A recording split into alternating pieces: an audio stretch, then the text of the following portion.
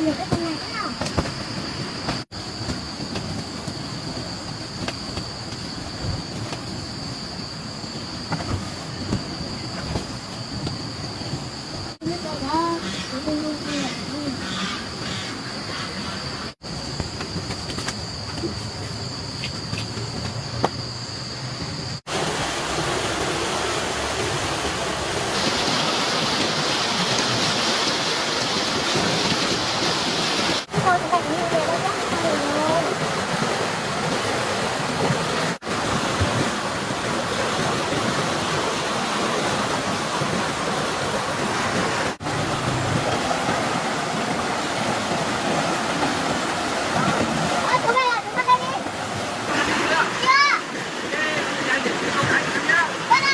Con về nhá, người ta thì mới về với con.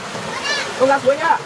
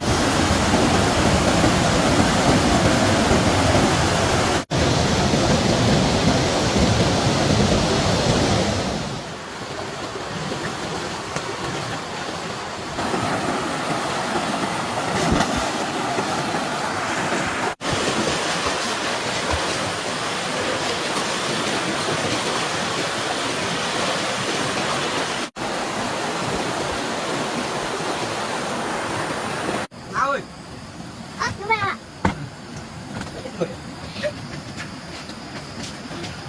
Đứa con của mình sợ không? Không, đi chung cớ với được cá không? Chúng mới đi đập bẫy ngày mai chắc mới được cái. Mai mình mới đi xem bẫy nhá. Con đấy nhá. Chiều nước rút thì chúng mới ra đây với con nhé. Nên đi xem cá nhá. Thế đừng ra suối nhá.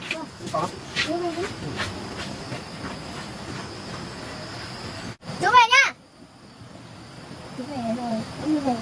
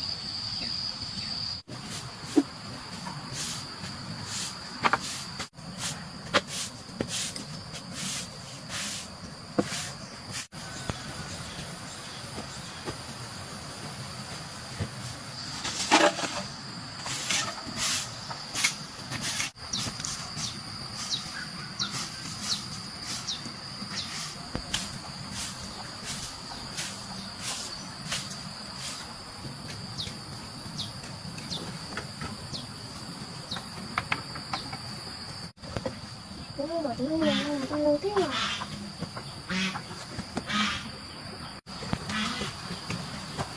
Đây là chú mát nè.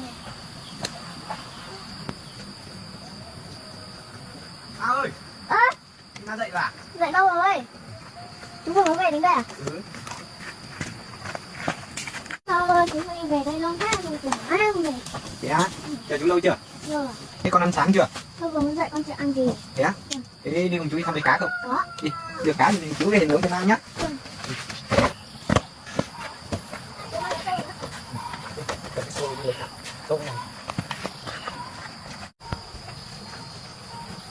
Ăn nhá.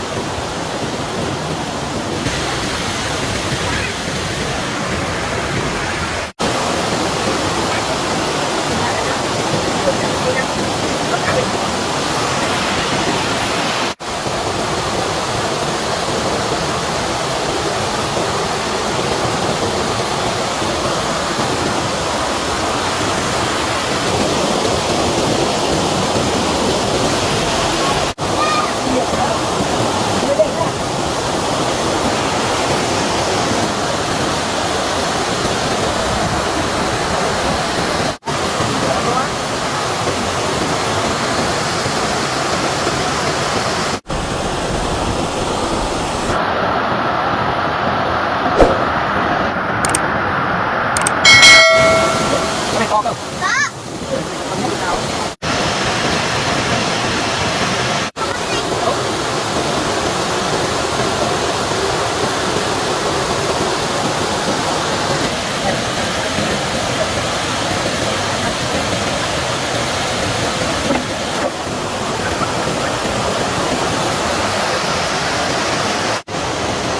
Con thì chơi con chó con kia ở đâu ấy? Để con xuống. Để chú ăn cái này thì nhá.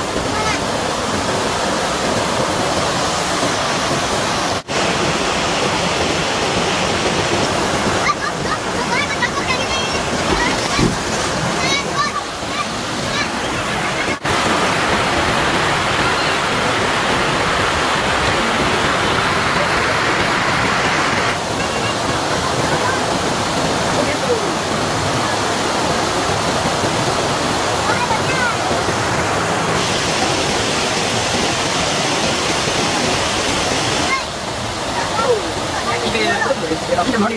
Nó lạnh không hết.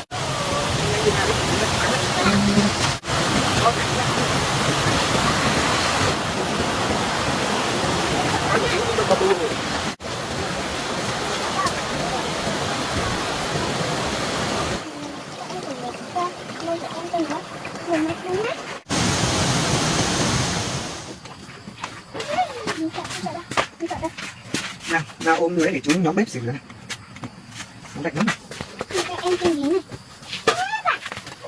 Bạn ơi, không biết tối nhà ai xong lại rơi xuống nước nhỉ? Chắc là chó của họ đi chơi xong nó bị nước trôi xuống đấy. Chú ơi, thế không có nhận thì mình lấy nhỉ? Họ đến lấy thì mới thôi. Này, lấy cái xỉu. Đây, này. Ý à? Kia họ ở đây này đi. Họ ở đây.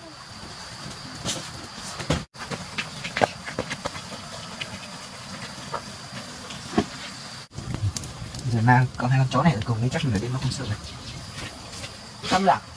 Nào về đây đi để người cho cháu nhé. Để tôi đi nấu cơm này.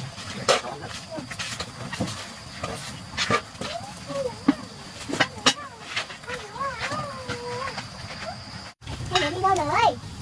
Đi chơi, đi về chị nhá. Đi chơi, đi về chị nhá. Nó khô rồi à? Nó đi xem nhà đấy. Nó đi xem nhà mới. Nó chưa có nhà đấy.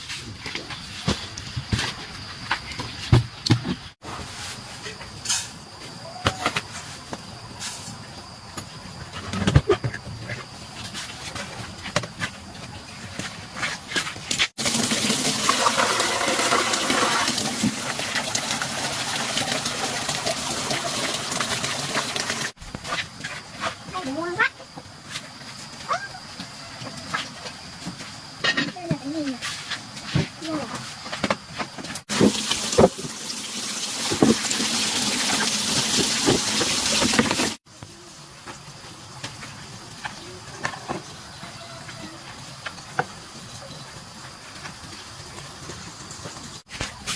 Này, con cho con này con muốn đặt tên là gì ấy? con giống với Miu Miu. Con lên đây mà nó giống. Nhá. Vâng. con dài trắng, con nó là miu miu. Con có cái đen đen trên lưng này là miu miu á. Con này đấm đấm. Đấm đấm. Cái là con này con gì nhỉ? Miu miu đấm đấm. Đấm đấm miu miu. Đấy, nó tên đấy. Con ơi hai con này để đứa con cho mai đâu. Đúng rồi, cho nó ở đây ở cùng con đi. Ở con cá đó. Mình không có bạn chơi cùng đâu. Con này con này. Đấy, cái con này con nước biển.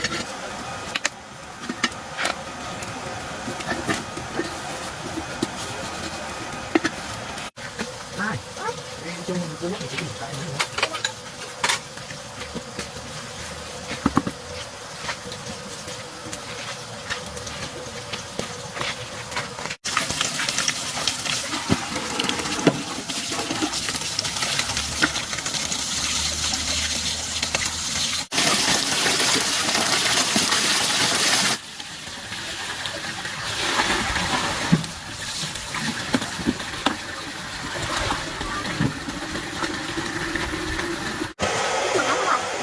Rồi tôi nắm đi nó nhấp.